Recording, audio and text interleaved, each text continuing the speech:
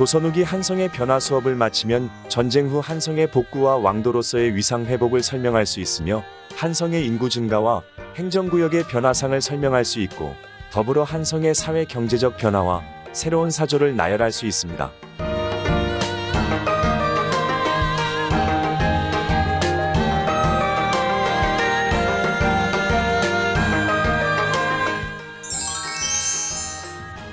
조선 후기 한성의 변화. 1차 시 전쟁과 한성을 시작으로 2차 시 한성의 재건과 수도 방위 강화, 3차 시 행정구역 변화와 청계천 준설에 관해 살펴봅니다. 4차 시는 상업 유통의 발달과 상권 확장, 5차 시 사회적 변화와 생활문화를 이야기합니다. 끝으로 새로운 사조와 변화의 물결이라는 주제로 학습을 마무리합니다.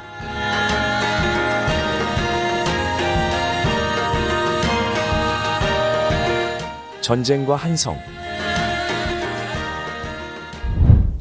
이번 차시 학습 목표는 임진왜란으로 인한 한성의 피해와 복구를 연계하여 설명할 수 있다. 한성의 사회-경제적 변화와 새로운 흐름을 설명할 수 있다. 입니다. 조선 왕조는 건국 후 200여 년 동안 큰 전쟁 없이 평화로운 시대가 지속되었습니다. 그러나 1592년 일본의 침략으로 커다란 위기에 직면하게 되었습니다. 지금 보시는 자료는 조선의 국왕 선조가 곧 들이닥칠 일본군을 피해 창덕궁을 떠나 피난 가는 장면을 생생하게 담고 있습니다. 그 내용을 보면 다음과 같습니다. 새벽에 왕이 인정전에 나오니 백관과 말들이 인정전 뜰을 가득 메웠다. 이날 종일 큰 비가 내렸다. 왕과 세자는 말을 타고 왕비는 뚜껑 있는 가마를 탔으며 홍제원에 이르러 비가 심해져서 후궁인 수기이하는 가마를 버리고 말을 탔다. 궁녀들은 모두 통곡하면서 걸어서 따라갔으며 종친과 호종하는 문무관은 그 수가 100명도 되지 않았다. 벽제관에서 점심을 먹었는데 겨우 왕의 식사는 준비했으나 세자는 식사를 하지 못했다. 저녁에 임진강에서 배를 탔다.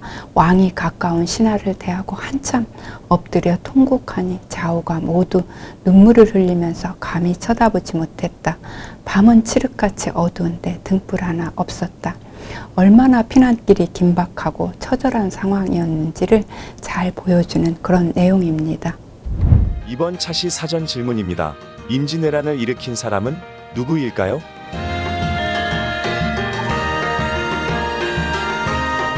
임진왜란은 1592년 선조 25년 일본의 도요토미 히데요시에 의해 발발되었습니다. 두 번째 질문입니다. 임진왜란 때 궁궐은 온전하게 보존되었을까요?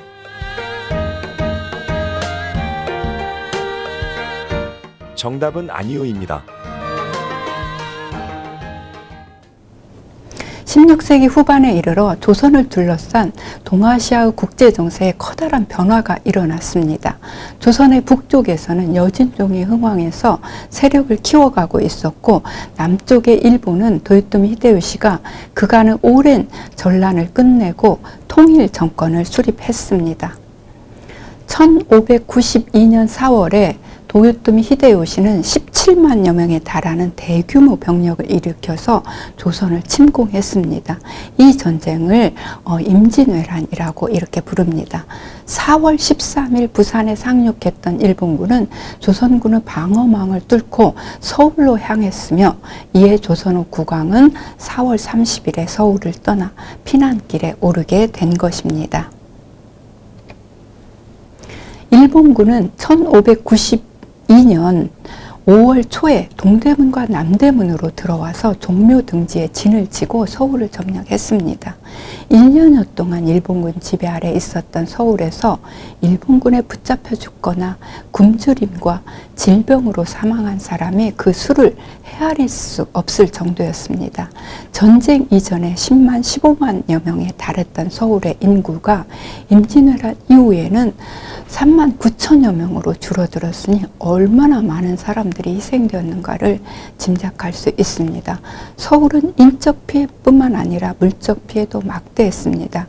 궁궐과 종묘도 불에 타버렸거나 훼손되었고 1593년 10월에 왕이 돌아왔을 때 궁궐로 들어가지 못하고 한 왕자의 사가에 머무를 정도였습니다.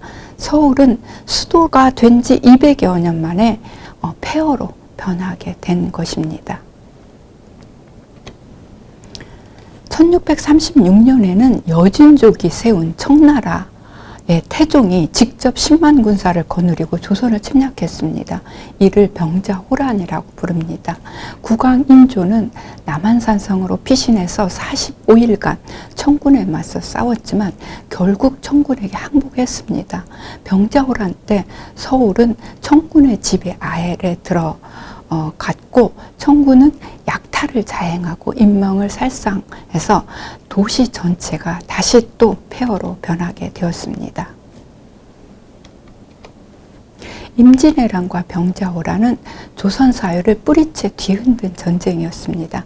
두 차례의 전쟁으로 무수한 인명이 살상되었고 국토는 황폐화되었습니다. 이로 인해서 서울과 전국의 인구가 평시의 10분의 1로 줄었다는 그런 기록이 있을 정도였습니다.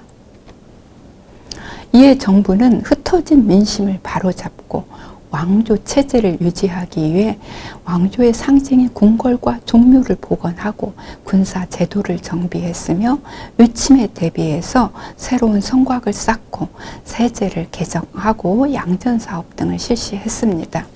이러한 재정비를 통해 조선사회는 경제적 생산력이 증대하고 상업 유통이 발달했으며 새로운 사조가 나타나서 생활 문화에도 변화가 일어났습니다.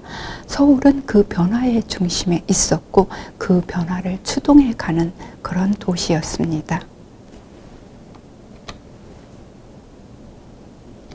마무리하자면 조선 건국 후 200여 년간 평화를 누리던 조선은 임진왜란과 병자호란으로 수도가 함락되고 국토는 황폐되어 그 피해가 막심했습니다.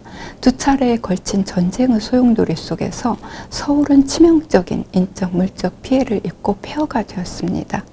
이후 서울은 파괴된 왕조의 수도를 재건하고 흩어진 민심과 백성들을 다시 모아 정치, 경제, 사회적 기반을 재구축했습니다. 안정을 되찾은 한성은 점차 인구가 늘어나고 상품 화폐 경제의 발달과 함께 상업 유통이 성황을 이루며 도성민의 생활 문화에도 변화가 나타났습니다. 또한 새로운 사상적 주류가 등장했고 서양의 종교와 문물이 유입되었습니다.